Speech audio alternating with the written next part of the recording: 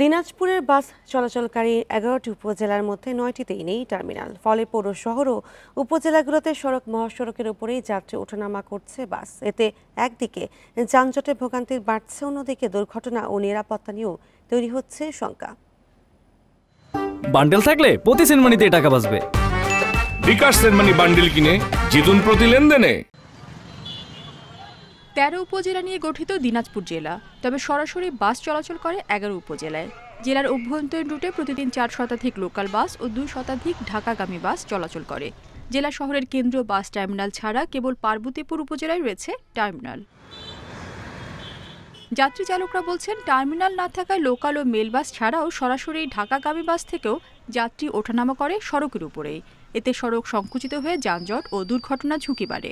গাড়ি ব্রেক দেওয়ার কারণে এত যানজট সৃষ্টি হয় এবং এর জন্য যে অ্যাক্সিডেন্টগুলো হচ্ছে, প্রতিনিয়ত কোনো না কোনো প্রাণ যাচ্ছে। ঘুমাইতে হয় রাস্তার উপরে, কোনো টার্মিনাল নাই, যাত্রীদের কোনো যাত্রী ছাউনি নেই, যাত্রীদের নির্দিষ্ট স্থান নেই যে এখানে যায় গাড়ি ব্রেক দিয়ে গাড়িতে লোক উঠাবো। দুর্ঘটনার আশঙ্কার পাশাপাশি রাতের যাত্রা বিরতিতে নিরাপত্তা নিয়ে শঙ্কার কথাও বলছেন সংশ্লিষ্টরা। পৌর শহরগুলোতে টার্মিনাল তৈরির বিষয়টি বিবেচনাধীন বলছে প্রশাসন। আমাদের গাড়িগুলি সুষ্ঠুভাবে চালানোর জন্য খুবই সুবিধা হতো, বিশেষ করে যাত্রী নিরাপত্তা এবং আমাদের গাড়ির নিরাপত্তা উভয়ের ক্ষেত্রে এটা আমাদের খুবই জরুরি। কিছু কিছু উপজেলাতে ইতিমধ্যে পৌরসভা তাদের নির্ধারিত বাস স্ট্যান্ড বা ট্রাক স্ট্যান্ডের জন্য প্রস্তাব মন্ত্রণালয় বরাবর প্রেরণ করেছে। কিছু কিছু পৌরসভার প্রক্রিয়াধীন আছে, বিষয়টি যেন দ্রুততম সময়ের মধ্যে সম্পন্ন করে অত্যাধিক সুবিধা সম্পন্ন বাস স্ট্যান্ড নির্মাণ করা যায়, সে বিষয়টিতে আমরা দ্রুত ভূমিকা রাখব। সমস্যার সাময়িক সমাধানে কয়েকটি উপজেলায় বাস বে তৈরি করা হলেও এসব স্থানে বাস না থামায় ভোগান্তি আরও বাড়ছে বলছেন সংশ্লিষ্টরা। Independent news. আর এ নিয়ে আরও জানাতে দিনাজপুর থেকে যুক্ত হচ্ছেন সহকর্মী ASM আলমগীর। আলমগীর, এই বিষয়ে কর্তৃপক্ষ কি বলছে এবং টার্মিনাল তৈরির ব্যাপারে কি কোনো ব্যবস্থা নেবে কিনা তারা?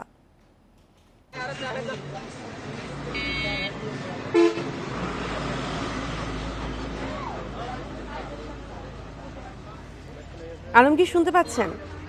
এই বিষয়ে কর্তৃপক্ষ কি বলছে আর টার্মিনাল তৈরির ব্যাপারে তারা কোনো ব্যবস্থা নেবে কিনা?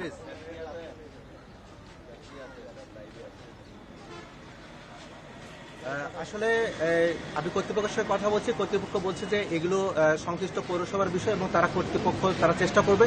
কিন্তু স্বাধীনতার এই ৫৫ বছর পরেও আসলে দেখেন, দিনাজপুরের যে ১৩টি উপজেলা, এই ১৩টি উপজেলার মধ্যে ১১টি উপজেলার উপর দিয়ে কিন্তু বাস চলাচল করে। এই ১১টি উপজেলার মাত্র একটি উপজেলায় কিন্তু বাস টার্মিনাল আছে, আর বাকি উপজেলাতে বাস টার্মিনাল নাই। আমি এখন আছি এই দিনাজপুরের ফুলবাড়ি উপজেলায়। এই ফুলবাড়ি উপজেলা আমার পাশেই, এখানে আপনার বাস দাঁড়ায়। এই পাশ দিয়ে যে রাস্তাটি গেছে, এই রাস্তাটি চলে গেছে পার্বতীপুর উপজেলায়, আর সামনে যে রাস্তাটি গেছে এটি চলে গেছে গোবিন্দগঞ্জ হয়ে ঢাকা এবং আপনার রংপুরের রাস্তা। এই একটি পৌরসভা শহরের 5টি স্থানে বাস দাঁড়ায়। বাস দাঁড়ানোর যখন বাসগুলো এসে দাঁড়ায় তখন কিন্তু আসলে এই পৌর শহরে পুরো যানজট লেগে যায়। অন্যান্য যানবাহনগুলো যাওয়ার কোনো রাস্তা থাকে না, এগুলো সিঙ্গেল ফেজের রাস্তা। এই রাস্তাগুলো দিয়ে আসলে যখন স্কুলগামী, যখন স্কুলের সময় হয়, যখন স্কুল চালু হয় এবং স্কুল যখন ছুটি হয়, তখন কিন্তু স্কুলগামী যে তীব্র যানজটের সৃষ্টি হয় এবং অফিসের যখন শুরু হয় এবং অফিস যখন ছুটি হয় তখনও কিন্তু তীব্র যানজটের শুরু হয়। এবং দিনাজপুরে যে এই ১১টি শহরের উপর যে বাস চলাচল করে, এই ১১টি শহরে কিন্তু দিনে দিনে কিন্তু আসলে রিক্সা, অটো রিক্সা এবং এই যে নির্দিষ্ট বাস টার্মিনাল না থাকার কারণে এই শহরগুলো কিন্তু অসহনীয় হয়ে চলে আছে। পৌর কর্তৃপক্ষ, সংশ্লিষ্ট রোড এবং হাইওয়ে কর্তৃপক্ষ এবং জেলা প্রশাসন বলছে তারা এটি নিয়ে চেষ্টা করছে, কিন্তু এখনো পর্যন্ত অদ্যবধি কিন্তু আসলে কোথাও কোনো এই বাস টার্মিনাল করার কোনো উদ্যোগ নেই। যার কারণে যত্রতত্র এখানে বাস দাঁড়াচ্ছে, যেখানে সেখানে বাস দাঁড়ানো, একটি শহরে ৪-৫ জায়গায় বাস দাঁড়াচ্ছে, যার কারণে কিন্তু প্রত্যেকটি শহরে কিন্তু একটি যানজট শহরে কিন্তু তৈরি হচ্ছে। ফলে তারা দ্রুত এখানে নির্দিষ্ট বাস টার্মিনাল করার দাবি জানিয়েছে, কিন্তু বারবার তারা কর্তৃপক্ষ এখানে আশ্বাস দিল অদ্যবধি কিন্তু এখানে কোনো বাস টার্মিনাল করার কিন্তু কোনো সুরাহা মেলেনি।